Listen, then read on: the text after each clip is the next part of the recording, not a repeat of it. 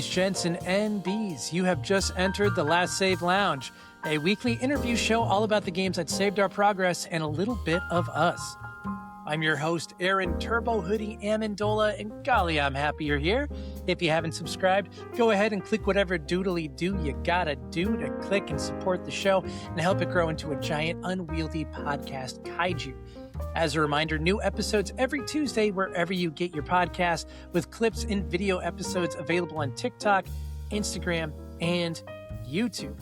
This week, I am joined by David Mann, a 3D character artist that has worked on a multitude of video games and interactive experiences. David, how you doing? Doing well, Aaron. Thank you for having me on your show. I'm excited because I've been seeing the TikToks and interacting on there, and I was so happy you asked me to join. Well, I'm really happy to have you on, David. And I was actually thinking we've been friends for 10 or 11 years. Yeah, somewhere in there. And so I was recalling this story. So when I started dating my now wife, Liz, I was just getting to know people inside of now our shared friend circle. And I was really nervous. I had a little bit of social anxiety. We were meeting at the backyard of one of our friends' houses for some summer event. And I said, does anyone there like video games? And my girlfriend at the time, Liz, says, yeah, David, he does character artist stuff for video games. And I was like, all right, great. I know. Okay, cool. So like, I can always talk to David about games. I don't have to be so nervous. And as fate would have it, you were like the first person I spoke to at this gathering. And I asked you about Mirror's Edge because I loved the way that Mirror's Edge uses color within the game to illustrate several different points, waypoints, guideposts to the player without really coming out and like smacking them in the face. And I don't know if you were like, this fucking guy coming up to me talking about Mirror's Edge, like what is this? But you were so welcoming and so inviting at a time where I didn't know many people around me. And now it just seems cool that we get to be friends. So I'm really happy to have you on. Honestly, man, anytime you want to talk about Mirror's Edge and level design and game design, there was just that game was a masterclass. We could make this whole interview about just talking about Mirror's Edge and the pros and cons of it.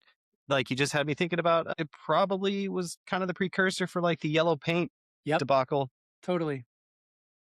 Which but I also don't is mind very yellow important. tape. Yeah, like you know, Like, you got to guide players somehow, and I'd rather it be in game rather than like an annoying floating fairy to saying like, "Hey, listen," every time, or just another text box to tell you what to do. yeah, make it invisible to the player. Like, don't break up that experience. You and our friend Kyle were just so welcoming at the time, and it was just nice, man. I'm happy that we get to play some games together on occasion, and I'm happy I get to hear about your favorite game of all time. We need to play the games together more often, by the way. Yeah, and now that I'm playing on my Steam Deck more and more, I have a feeling I'll be jumping on for at least Peak or some of those other ones. David, before we go on, your resume, your website describes you as a 3D character artist, and I know that over the years you've talked about designing textures, rigging up characters. Can you just kind of give us a high-level overview of what that job encompasses overall? Yeah.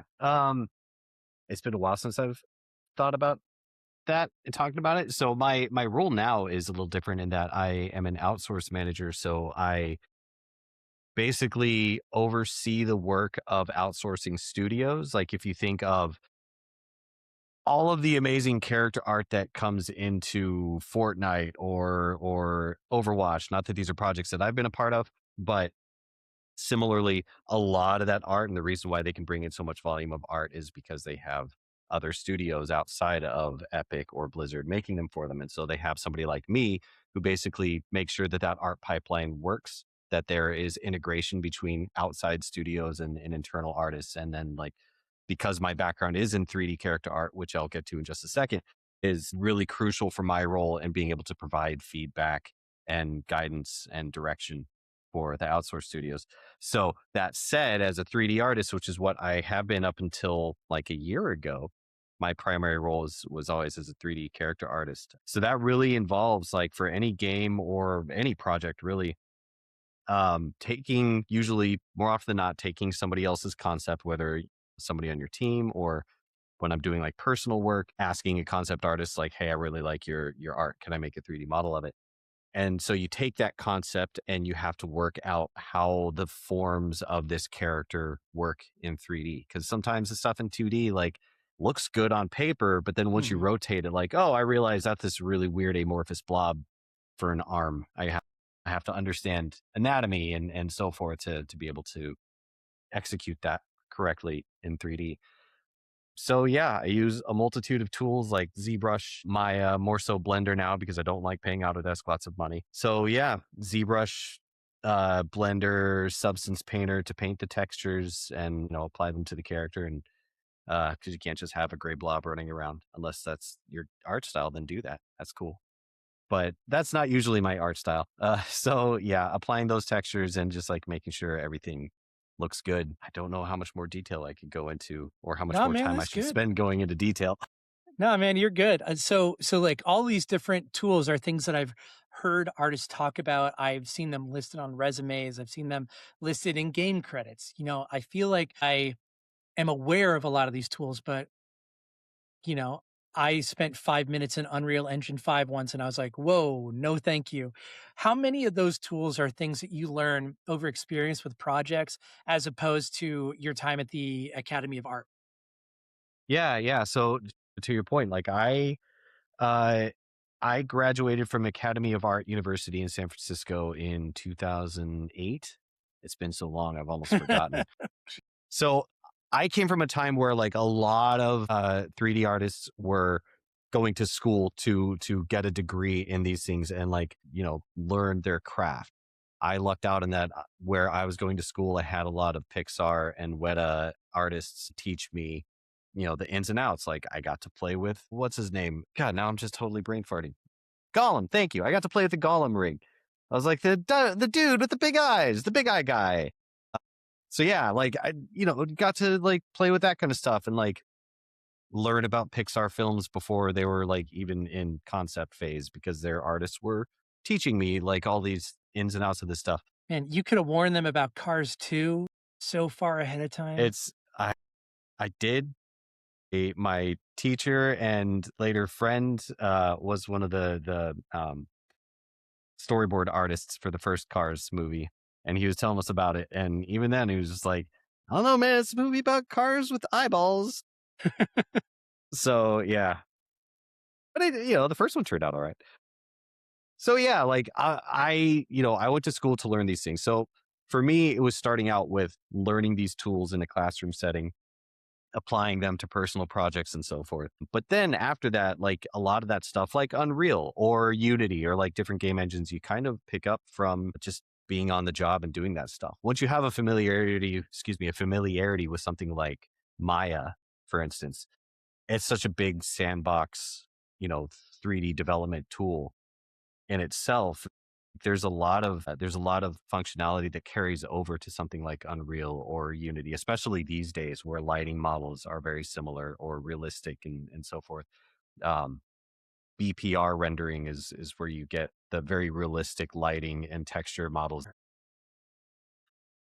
So like with all of that experience and with all of that know-how about making things look a certain way and trying to conform them to a specific image, right now you're working as an outsource manager, but I know you've done a ton of rigging and artist for yourself. I know as an artist myself how surreal it can be to see your stuff like out in the wild. So I have to ask you, what is it like when you see Justin Bieber or Calvin Harris's clothes that you've made and rigged on a Yeah, billboard in Times Square? Like, what is that like for you? that it's still kind of surreal to think about. I mean, it was surreal to think that like I went from working in slot machines and doing like 3D art for slot machines was like my very first job. And while I was doing that, I was like, I don't always want to make slot machines. So I was like trying to work with like local indie studios in Chicago and worked with a couple indie studios in Seattle as well. Uh, but then I'd gone from that to making like medical video games, which were like gamifying training stuff on phones for, specialties like uh, endoscopy, like putting a camera down your throat and like into the lungs and stuff like that. Pulmonology. And from there, going from that to making virtual avatars for musicians was insane. Like it was just a wild change. Like it was, I mean, some of the biggest pop stars in the world, that's a big, yeah, like yeah. we worked with Dua Lipa, we worked with, like you said, Justin Bieber. That was the weird thing is, like, we work with these artists, and the way that that virtual concert stuff worked was like we would create their likeness, they would choreograph their show, and they would come into our studio in LA and actually put on like a mocap suit and act it out, like, and actually perform, because they were driving their avatar in real time. And that was kind of the big thing between us and, say, like the concerts you see on Fortnite. Those are all canned animation. So that, all that stuff is done beforehand. And then they just hit play, basically. For us, it was on the day we had like the musicians, we had our tech guys there to like get them suited up and everything. So we would often in our shows, like with Justin Bieber, you might be able to find footage of this kind of behind the scenes stuff. So you'd have his virtual concert and there's his character like riding on top of a car while he's singing a song, and like, you know, special effects are going off. Um, and then like a little picture in picture would pop up, and like there's Justin Bieber with like a face rig and a phone camera in front of his face, and he's singing into the microphone, and he's got like the lycra suit on, the spandex, that he's performing, like he's there doing this stuff, and that was pretty wild. So that all said, I never actually got to meet these folks. It was pretty much just like, hey, I modeled your likeness. What do you think? And then we'd get notes back from the producer. Like, it was funny with Calvin Harris. They're like, you made his ears too big. I was like, I mean, his ears, like, I'm sorry, but I'll tweak that. So yeah, it's surreal once you see that art in the world. Yeah, it's a pretty crazy experience. As a character artist, you have said that you need to have this sense of anatomy, the sense of the way things move. And I was always very curious about the rigging aspect of it, because it's not like you just create a model and then you throw the model into the game and you're done. But can you go into a little bit about what rigging entails? Because as you explained it to me once before, you're essentially making a digital skeletal structure for a model so it will move correctly instead of just being like a limp noodle in a game, right? Yeah. So rigging stems from puppetry, honestly. Like it's the same. You're creating an armature for your 3D model. And so you're rigging it up to this armature so you can actually move it around. And so, like you said, I need to have a solid understanding, especially if I'm making a humanoid character. I need to have a solid understanding of that character's anatomy. If I'm making a creature, you have to base some of, like, even the wildest creatures, the best creature designs have like some basis in like known anatomy, like known reference. We look at Avatar, you can tell that these creatures are humanoid. You can see where the muscles are, and that's because they base those creatures off of real world examples. They might be kind of like cludging, like, let's take the wings of a dragonfly and put it together with the body of a lion or whatever. I'm just throwing out animals here, but you still have those like dragonfly and lion, and like you have these different creatures that you can pull this idea of anatomy from. So you understand like how their legs move, like how a cat's shoulder blade and scapula actually like move around. They're not like ours where they're flat, they're kind of slanted on either side of the spine. So you have this understanding of these things. So then when you are rigging, you're not only rigging the model right then and there, you're also kind of rigging as you're modeling, as you're actually creating the character, because you need to have your geometry set up in a way that when that leg moves or when that arm moves or when her hand clasps, you have like a collapse in your geometry there. And you'll see a lot of games actually do that really quickly. And so when they like fold their fingers just kind of like are little limp balloons that just sort of fold in on themselves and they become like these flat like paper things. And it's because they were very quickly rigged. And so you want to have a solid understanding of like how your geometry is set up. Because then once you do that, then you have to continue with that anatomy lesson and understand, well, where are the joints Hmm. that and how do they bend? Like you have to look at a finger, you kind of see how your finger bends, and it's like it's bending up here more, and it's not just in the middle. So like so you're right. Like Yeah, like you're I'm just just doing these looking at it weird things now. of like, okay, how do that work? It looks like we Rigging all just arms dropped and acid in wrists. front of webcams now. Well, and that's like honestly, like as I'm modeling, I'm doing that. I'm thinking about like how many edge loops do I need here to be able to have that flexion. When you're rigging an arm is really tough because when you twist your wrist, your whole arm is actually twisting. Like it's like 0% to 100%. So then like how do you actually blend that twist across? And that means like in a 3D rig, you actually have an extra bone right here to sort of take some of that slack off. Otherwise, again, the whole thing collapses like you're twisting a wet towel. Hmm. And Like a bad that action also, figure. yeah, and that looks bad, right? Like it doesn't look correct. So like you have to be thinking about these things as you're actually putting that together. Then I can get into a whole thing about like weight painting and bone influences and how many joints can influence the thing. And like it's different for film than it is for games. And some game engines you can only have 4 joints influence a single vertex, excuse me, or maybe 5 or 6 if you're working on a beefy game. And then who knows with Unreal's Nanite now, like you could do a whole bunch more stuff. So it gets so in the weeds that like I would get lost. Like I don't Yeah, know. this is a rabbit hole. Is there Yeah, is there it is very much. any game out there that you look at and you're just like, damn, that's some good rigging? Anything by Naughty Dog, Hmm. just Sure. anything by Naughty Dog. They have entire teams. When what was it? Not Last of Us. When Uncharted 3 or 4, no, it was Uncharted 4, I believe, came out. Um, I don't know. It was one of the more recent One of ones. It's been them. a while One since of I them. played them. One of the more recent Uncharted games came out, and like they had a whole talk at a games conference. And there was a person from each discipline in the pipeline just for Nathan Drake. And it was like, I'm the concept artist, but we had a whole team who was working on this one character.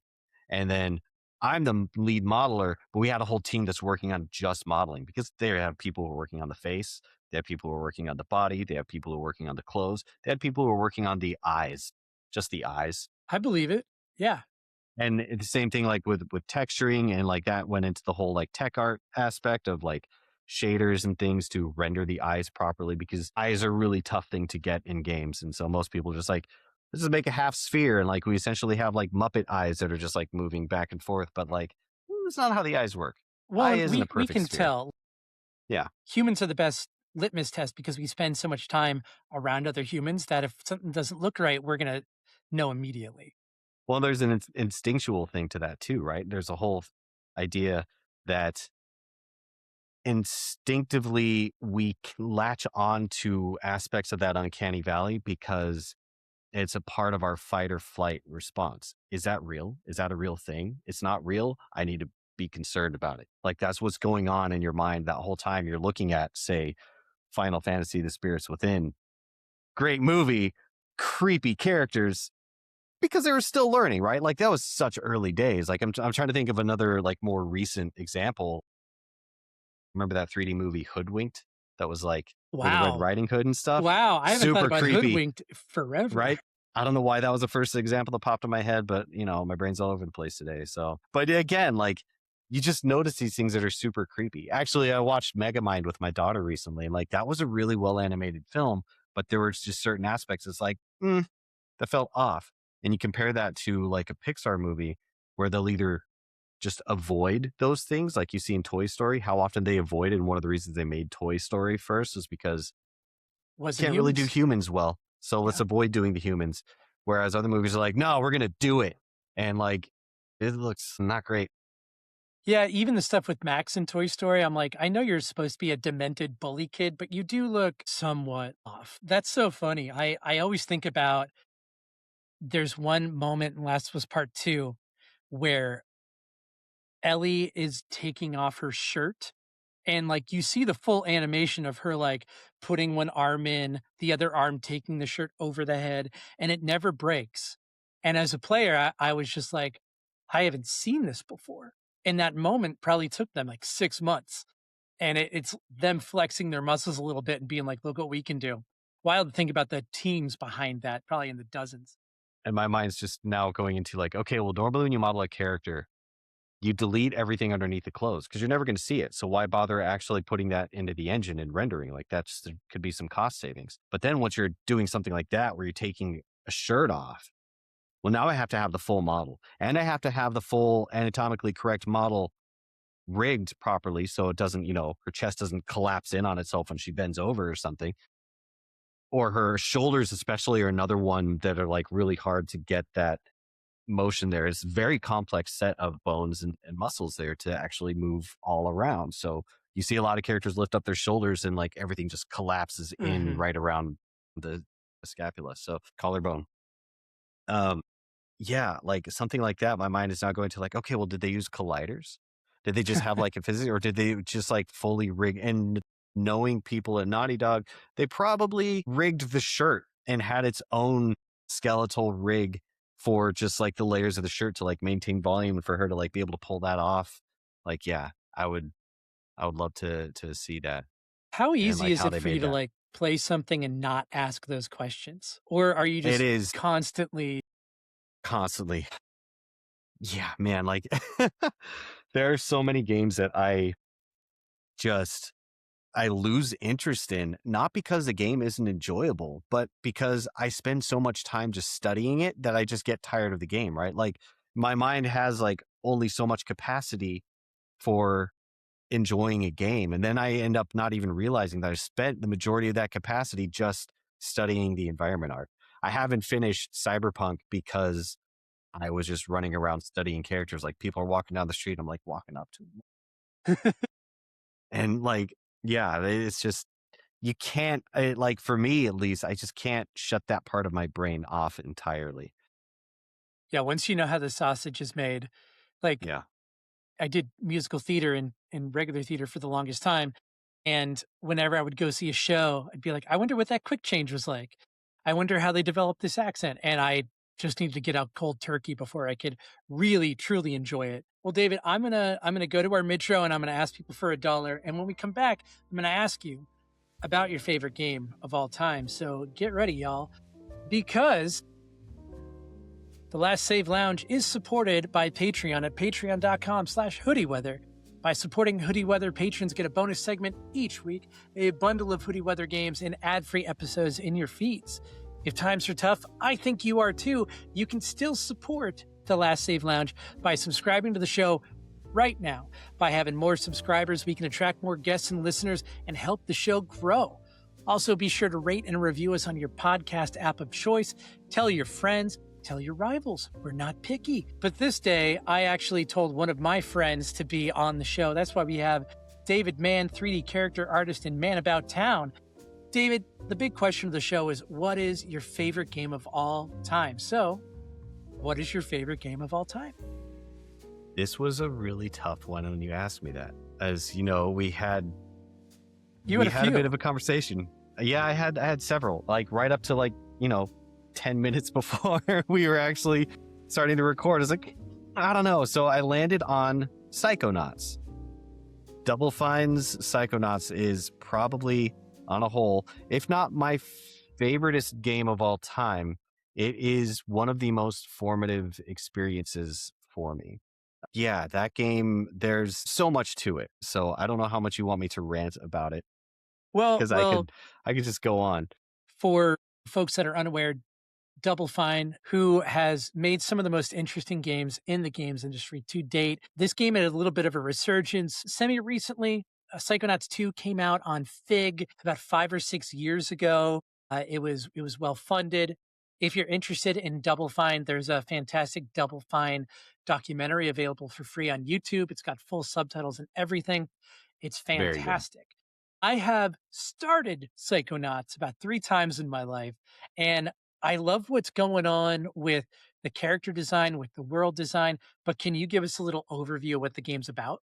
Yeah. So the game of Psychonauts is one of the probably earliest 3D platformer games. It originally came out on Xbox and PlayStation. Actually, I think it was just Xbox. It was just And then Xbox, I later on, think. yeah, because the copy I have is on Xbox, but it was in that era. And so it is a game where you control a character, a kid named Raz, who wants to be a psychonaut, which is this elite group of psychic super spy, super agents. Rad. And so he sneaks into psychic summer camp where a mystery unfolds. And I mean, the game is very old. I don't want to like spoil things. Well, plays I'm like weird about. Banjo Kazooie in my mind. Yeah, yeah. It does play very similar to Banjo Kazooie. It's funny because like again, being one of my favoriteest games of all time, I wanted to introduce my daughter to it. She was 7 at the time. She's 9 now. We started playing it and like she just bounced off of it completely. Like there are elements of that game that you just don't realize in hindsight just how obtuse some of the control schemes are, some of the camera control is. Again, like I was saying before about like 3D stuff, they were figuring things out at this time. Again, it was one of the earliest 3D platformers. So, yeah, it is not without its problems, but as you mentioned, character design is just amazing. It's one of those instances where, like, the game on a whole is an instance where the developers, the artists understand their limitations. And this is something that I've tried to, this game being a major influence for this philosophy is know your limits so you can exceed them. A lot of folks, especially in early game development, like early on in their game development careers, want to shoot for the moon and they want to make like, I want to make something that's, Final Fantasy 12, like bigger, better. I have this amazing idea for a story. And then they sit down to do it. And like, there's just so much to do. Like you got to design the characters. You got to like come up with a game design. You got to come up with a story. How does that story fit into an interactive narrative is such a difficult thing to do. I have to code it. What engine do I? There's just so much. Psychonauts is one of those games that really exemplifies looking at what the limitations of your hardware are, looking at what the limitations of your tools are, and figuring out how do we best make an experience that fits within this Xbox. Sorry, I had to. And then just figure out how can we push that beyond that limitation. You get these character designs that are very low poly, but there's just so much shape, language, and design to them that you see people doing more in games is just bog standard now. You look at Overwatch and the way these characters are designed, that was influenced by games like Team Fortress 2, which they set out their character designs just off the bat by silhouette. I can recognize a sniper from Hmm. this far. I can recognize the heavy. I can recognize pyro, like all of those things. Games like Overwatch, games like Marvel Rivals, they follow that same idea. And that's one of those ideas that Psychonauts exemplified. You look at, I'm just going to show off the statue I got from the Fig backer for Psychonauts 2. Just look at that shape. Like he's just so amazingly designed. Like there's I mean, so much detail in there. there's a lot of warmth in that design. Yeah. Like the eyes are really big, the window to the soul. But I've always been attracted to some of the designs from Brutal Legend. Why am I blanking on Double Fine games right now? But you can always tell kind of like the timbre and rhythm and personality just from a stray glance at some of these people. Yeah. It's so aspirational. Like as a creator to look at them and be like, you got it in one. How did you do it that quickly? As far as Psychonauts is concerned, uh, I know that you had kind of an interesting accident that happened around it. I don't know this story. Are you comfortable sharing? Yeah, yeah, I'm totally comfortable sharing. So, as I mentioned before, I was going to the Academy of Art in San Francisco, very hilly city. I biked to school. I lived on the south side of a massive hill that was actually, coincidentally, a few blocks away from Double Fine Studios. One day I needed to bike to class. I had to do a makeup class. I had just ordered a second used copy of Psychonauts to gift to my wife's nephew, girlfriend at the time. We weren't married yet at that point. So I just got it in the mail. I popped it in my 360 just to check that it played well because, the glory days of backwards I compatibility. remember. So, yeah. So I double checked that it was playing fine. I went through, played for like 15, 20 minutes. Like, all right, I got to get to class.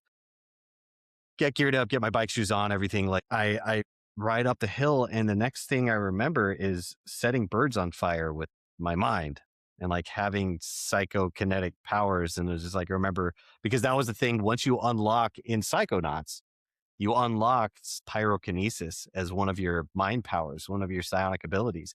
And as you're running around the summer camp, you'll see little birds jumping around and twittering, and you could like set them on fire. There's just like a little side joke thing. And I was dreaming about that.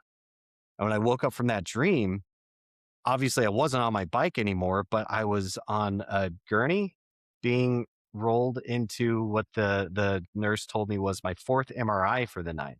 Holy And I was shit. like, and I woke up from this dream and just seeing like hospital art on the walls just going past me. And I was like, I was dreaming about setting birds on fire with my mind. And the nurse goes, "Oh, yeah, you were telling us all about that. You're telling us how you had like witch powers or something." I was like, "Well, it's from this game, Psychonauts, and I was like just playing. What am I doing here?" And she's like, "Well, I'm taking you for your fourth MRI. We are checking to see that you don't have any brain damage because you were in an accident." So I find out that back of my head was like split open. I got a whole bunch of staples. Like I still have the scar there. Uh, so it turns out that as I was biking to school, as I was like cresting this hill and going down the other side, apparently I was hit by a truck, is what they believe happened. And my body came tumbling up in front of a kid playing in his front yard after school. Holy. And so he ran in and got his mom. She came out, like called 911, got my bike, put it in their garage, and like held onto it for me. She found my phone in my backpack and called the first number, which was my girlfriend. So my girlfriend comes running over the hill and gets in the ambulance with me and the paramedics. Apparently, I was coherent. I was awake this whole time. I don't remember any of this. This is everything from leaving the house and cresting the hill on my bike. Like that was my last memory until I woke up in the hospital. So everything else was like relayed to me secondhand. Apparently, when I was in the emergency vehicle, when I was in the ambulance, they were taking me. They're like cutting open my shirt, my hoodie. I had one of my favorite bands is this band called Sparta. It was one of the No. splits from At the Drive-In. My favorite hoodie. They're cutting it. I was like, "Oh man, the man. zipper's right there. Do you have that's my favorite hoodie?" And they're like, "Sir, if you want to live, you got to let us do this." It's like, "All right, I know you're just doing your job. I'm sorry." So like, and I was told that I'm saying all this. I'm like, but yeah, that sounds like me. Like I would be in an accident. I would say that totally tracks. Oh, they, and I still have, I got to find it somewhere, but I still have the patch. Like I cut out the patch of the Sparta logo off of that hoodie so I could at least keep that. But apparently, yeah, split the back of my head open. It was like super bloody. They take me in and go through a whole bunch of MRIs. And it was the whole time I was just dreaming of Psychonauts. And so like That now when kept I you think on the of that mortal game, plane. it did. It really did. Like my dream of having psychokinetic powers. And I was fine. I sprained my arm. I had like 26 staples in the back of my head. Yeah, It was you were nice because I fine, but you later, had 26 staples in the back of your head. well, Okay. I say fine because yeah, I had all these staples because I ended up working at a bike shop after that, like right before I was graduating and trying to find work in the game industry. And so while I was working in a bike shop, trying to sell bike helmets to kids who were just like, "Oh no, I'm fine." I was like, Mm-hmm. I thought so too. Wear a helmet, kids. So yeah, like it's a good life lesson. Yeah, Wear your helmet. and to connect Play it to Psychonauts before such, you go biking. like, you were trying to give a gift, and had you not tested out the game, who knows how it would have turned out. But it's funny to have such a traumatic experience, such a physically debilitating experience tied to that game.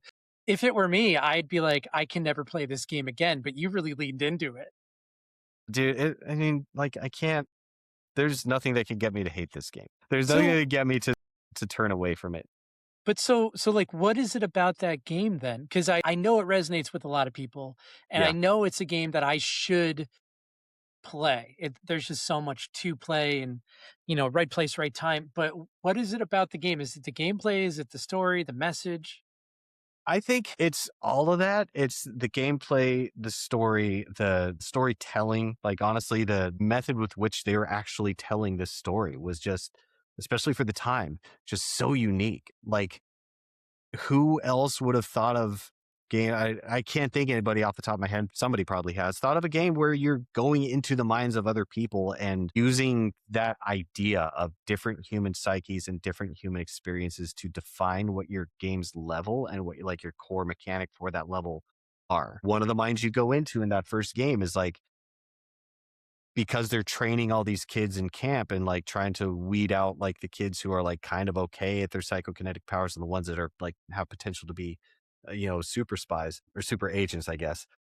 So one of the levels is going into one of the main agents' minds, and her whole thing is like, her whole vibe is just like very colorful, psychedelic, 70s kind of hippie. You go into her mind, and that's the world. And like, it's so clearly a reflection of her, or her outward appearance is so clearly a reflection of her internal self. And so her level is you're bouncing and rolling on this like psychokinetic ball of energy and racing down a tunnel. Kind of like if you remember, like, which Sonic was it? The first Sonic the Hedgehog bonus levels where you're like racing down the Yep. half That's pipe. Sonic 2. You can't say that Was to a it Sonic Sonic? fan. No, Oh, you're right. yeah. Sorry. You're right. Because the first one was like you're on the globe and you're like turning, and it was like Yeah, very, it's very weird. mechanical. Yeah. So yeah, it's much like Sonic 2's deal, but like that's the whole level, and like it builds up in a way that like you have to start learning your abilities and how to utilize them to get through the level.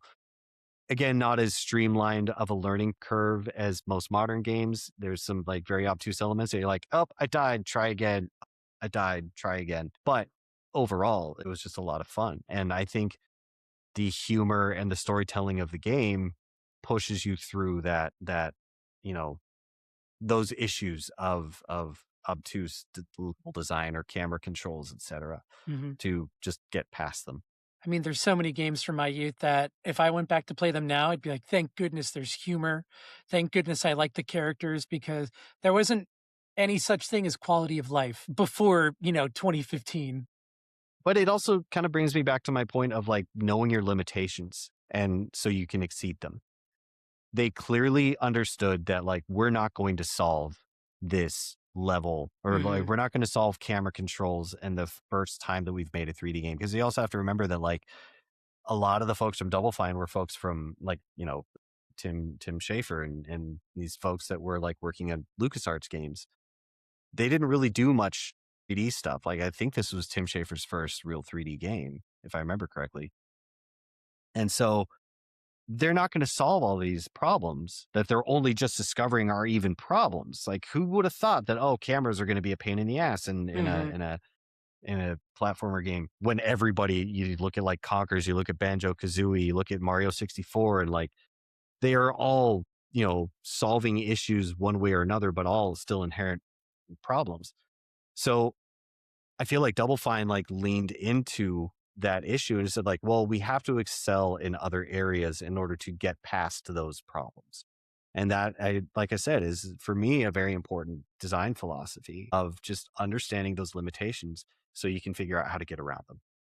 So, Psychonauts, from what you're telling me, and the story about you getting hit in San Francisco, it paints a picture in my head of like you on this bike cresting over the hill, but in my mind, your head is shaped like Raz's head, where it's just like a little bit more oblong in this way. So I'm like, oh, that's the San Francisco game for David Mann, and I know that you have a lot of experience with Chicago games.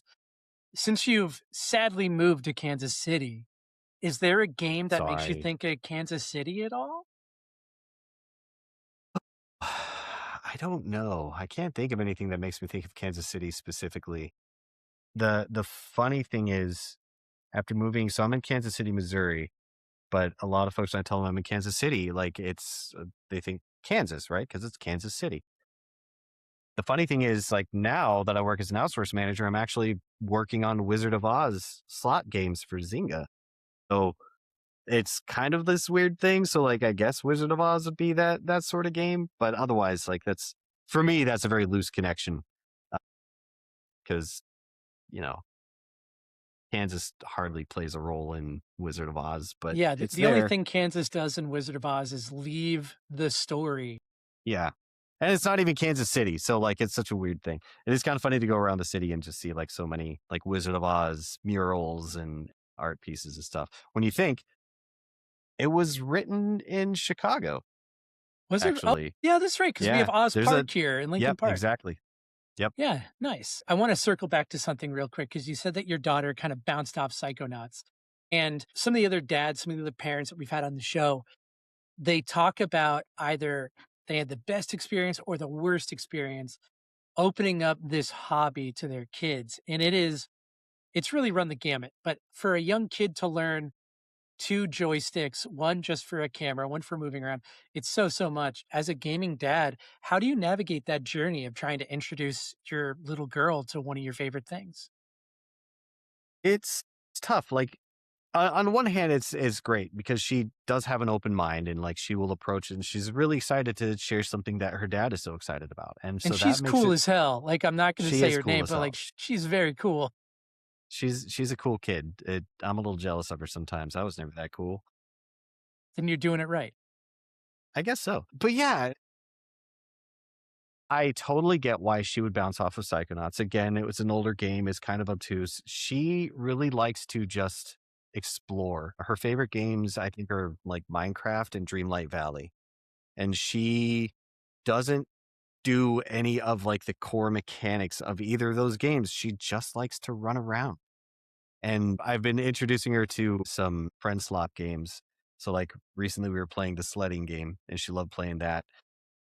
I'm not letting her play with other people online yet because like that's the whole thing. If we know she has friends that play a game together. So that's the one thing I really wish friend slot developers would make local co-op. And I understand why they don't, because that's a whole other can of worms on top of like netcode and whatnot. But man, Super Battle Golf would be amazing on the couch if it was just like the two of us and we could still have like a lobby and like have some friends join. But either way, like I'll like have her just kind of like run around and just like play those a little bit, just in the one person lobby. And so she enjoys that stuff. And like the sledding game is one that she has really glommed onto because that is a game that is made to just be like, here's an open world. You're not tasked with like, I have to do this race or I have to do this other thing. It's just like you a little frog with a butt and you start in a lodge and you just like walk off and hop on a little toboggan sled, like disc sled, and you just go and kind of Tony Hawk tricks and do some flips and stuff if you happen to get off a thing and you can collect those points and buy things and decorate your little frog butt. Like she loves that. That's perfect for her. I don't think she ever needs to play that with other people. Like Psychonauts though, where it's like, no, you have to, in order to progress at all, you have to jump over this massive reveal. It's just in the first like actual in mind mission. You're going through the military general guide, his deal. And so it's all like war going on and inside of his mind. And so you're supposed to like jump over this big ravine. And luckily it's not like a pit that you fall and die in and have to start over, but it's deep enough that you have to go back and do it again Yeah. because they're trying to teach you how to like time your jumps and your distance and your double jumps. But it's really hard. And again, it's like one of those like really obtuse things. It's like, no, your controls aren't tight and forgiving enough to like really just get this down. And so she just bounced off of it. She's like, yeah, it looks really cool and I want to keep playing it with you. But she wants the controller and she wants to play. She doesn't want to sit there and watch me play.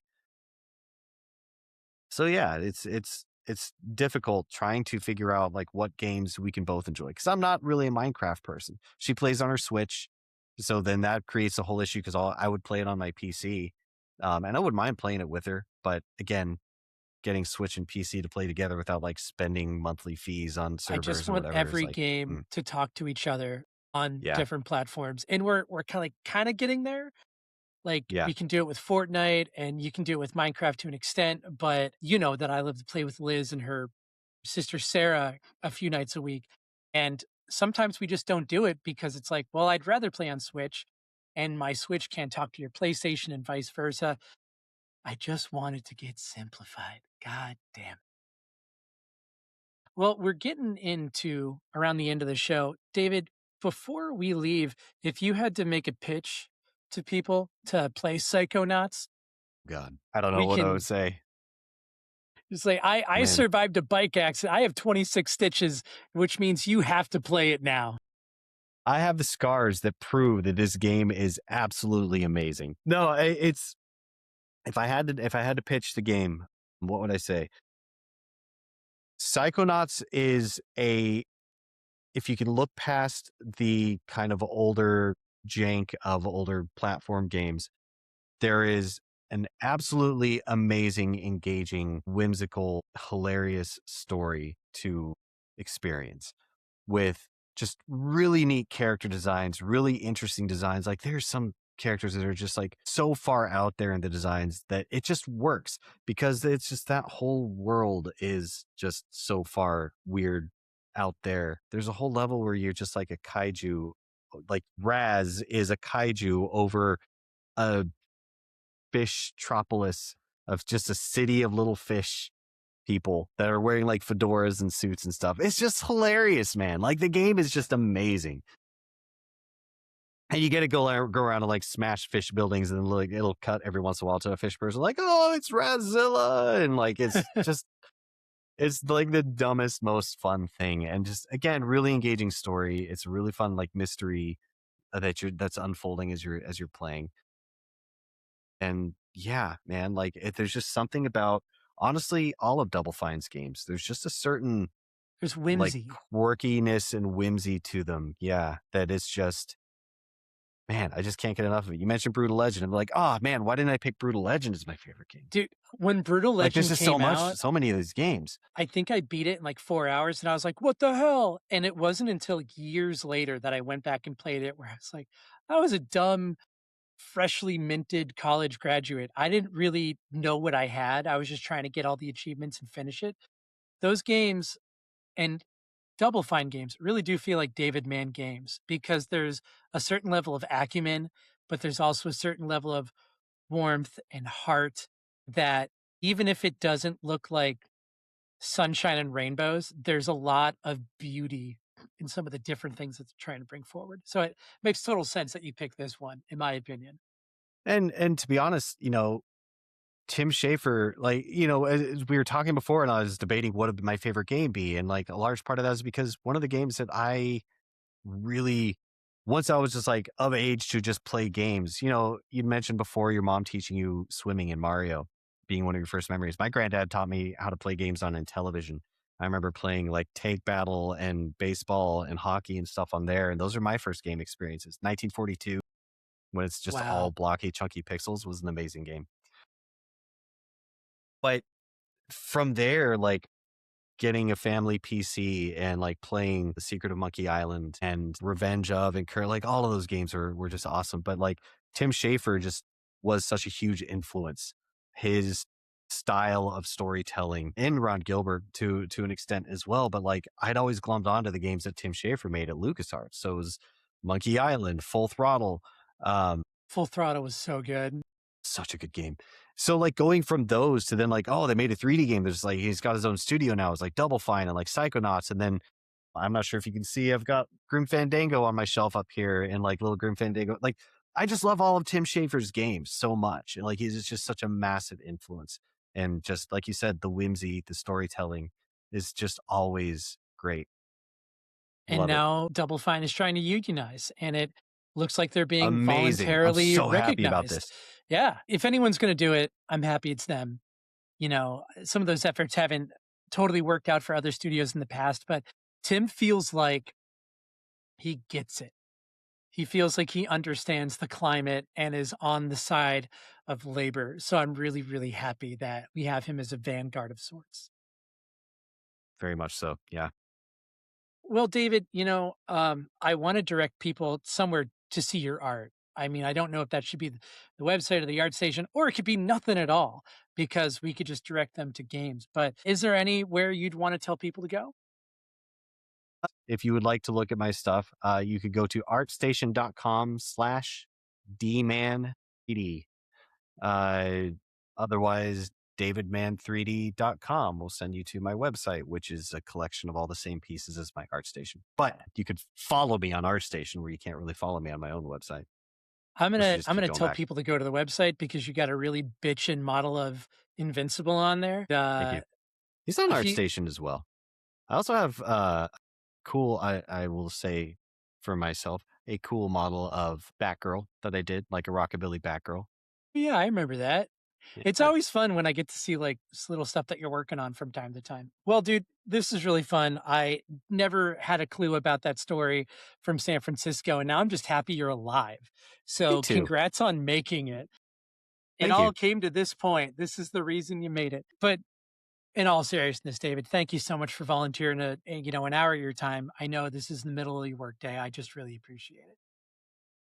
Just happy to be here, man. Thank you so much. Happy to be here not only because I survived an accident, first of several, to be honest, but those are other stories. And they don't involve video games nearly as endearingly, if at all. They don't But lend that said, themselves well to a podcast. they don't. Not the kind of podcast we're doing here. But yeah, man, I really appreciate you having me on and talking about this. The moment you're starting Last Save Labs was like, oh, that's a really cool premise. I like it. I dig the whole idea of just chatting about favorite games, man. There's so many awesome stories out there. It's just a real positive vibe. And last week we had Chelsea from Chelsea Blossom Games. She talked about Outer Wilds. Next week we're going That's to another be. great one. It's really good, and So good. we had a very lively discussion. I'll put it that way. If you made it this far in the show, you know we're about 20 episodes in. It's my favorite thing to do right now. I absolutely love it. So thank you so much for listening. And as always, the Last Save Lounge is produced by Hoodie Weather, creating comfy games and podcasts broken in like your favorite hoodie. You can support Hoodie Weather by heading to patreon.com/Hoodie Weather and becoming a patron for just $1. You may have seen 2 weeks ago, we had Tom Dyke on, who is now one of the video editors for the McElroy family of shows. Big Pokemon fan. He also talked about Binding of Isaac, and I had him do Red Light, Green Light with a bunch of the most popular Pokemon as rated by the internet, and that was super fun. And you can only get that if you are a patron of our Patreon. So please check that out. That's going to do it for us this week. I've been Aaron, that's been David, and I will see you on Tuesday. Bye.